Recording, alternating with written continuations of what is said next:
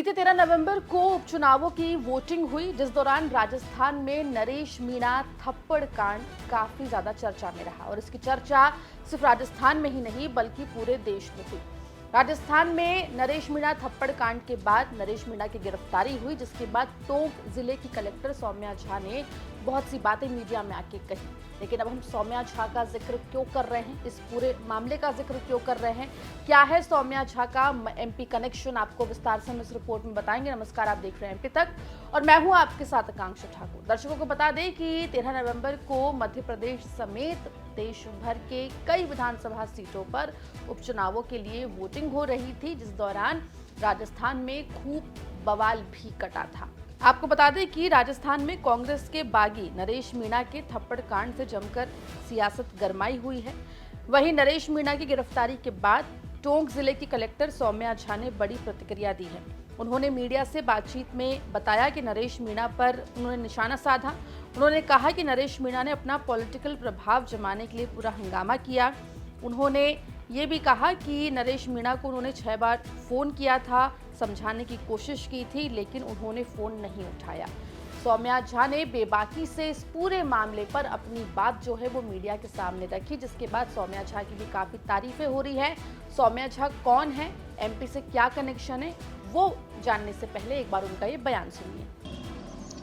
13 तारीख को जब घटना हुई थी उस समय मतदान का बहिष्कार ग्रामवासियों के द्वारा किया जा रहा था और नरेश मीणा जी और उनके सपोर्टर्स को भी उस बहिष्कार का उसमें वो शामिल हो गए और वहीं पे बैठ गए। उसके बाद जब 2-3 लोगों ने अपना मत डाला तब नाराज होकर उन्होंने एसडीएम को दोषी ठहराते हुए थप्पड़ मार दिया था। उसके बाद स्थिति गंभीर थी, एसडीएम ने एफआईआर रजिस्टर की थी और उनके खिलाफ अरेस्ट वारंट जारी हो गया था।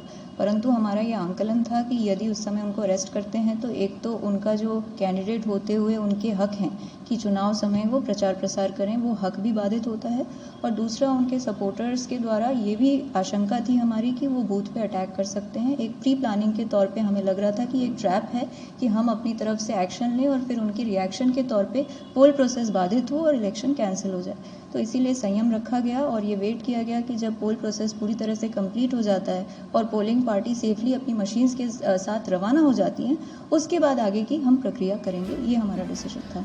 आपको बता दें सौम्या झा 31 साल की यंग आईएएस ऑफिसर है। सौम्या झा का जन्म 8 जून 1993 में हुआ था। सौम्या झा के पास एमबीबीएस की भी डिग्री है। वहीं आपको ये भी बता दें कि सौम्या झा नरेश मीणा की गिरफ्तारी के बाद काफी ज्यादा चर्चा में आई हैं। आईएएस ऑफिसर सौम्या झा मूल रूप से मध्य प्रदेश की रहने वाली है। उन्होंने साल 2016 में यूपीएससी का एग्जाम क्रैक किया था। इस दौरान सौम्या ने 58वीं रैंक हासिल की थी। इसके बाद उन्हें हिमाचल प्रदेश का कैडर मिला, लेकिन उन्होंने राजस्थान कैडर के आईएएस अक्षय गोदारा से शादी की। सौम्या ने शादी के 2 साल बाद अपना कैडर बदल लिया और राजस्थान करवा लिया। इस दौरान सौम्या जयपुर जिला परिषद में सीईओ, गिरवा उदयपुर में एसटी भी रह चुकी है। फिलहाल वो टोंक जिले की कलेक्टर के रूप में अपना कार्य कर रही हैं। सिर्फ सौम्या झा नहीं बल्कि आपको बता दें कि उनके पिता भी मध्य प्रदेश में कई अहम ओहदों पर रह चुके हैं।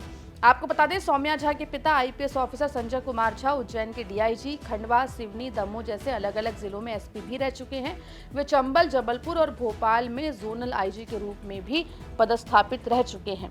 आपको बता दें कि सौम्या झा जो हैं वो फिलहाल टोंक जिले की कलेक्टर के रूप में अपना कार्यभार संभालती हुई नजर आ रही है।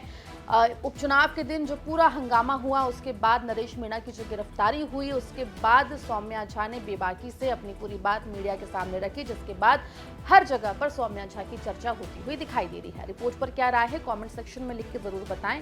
मध्य प्रदेश जुड़ी तमाम खबरों के लिए बने रहिए एमपी तक के साथ।